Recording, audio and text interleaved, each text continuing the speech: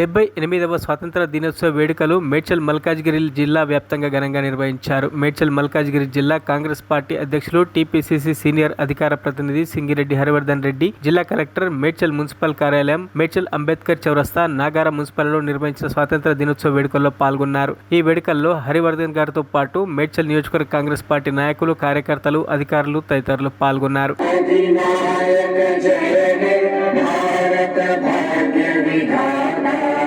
కూడా సవినయంగా కలెక్టరేట్ పక్షాన తెలియజేస్తూ అంగరంగ వైభవంగా 78వ స్వాతంత్ర్య దినోత్సవ వేడుకల్ని మనం జరుపుకుంటూ ఉన్నాం. అందులో భాగంగా ప్రతిభ కనబరిచినటువంటి చిన్నారులను ఎమ్మెల్సీగా మరిన్ని అప్డేట్స్ కోసం మా ఛానల్ని సబ్స్క్రైబ్ చేయండి.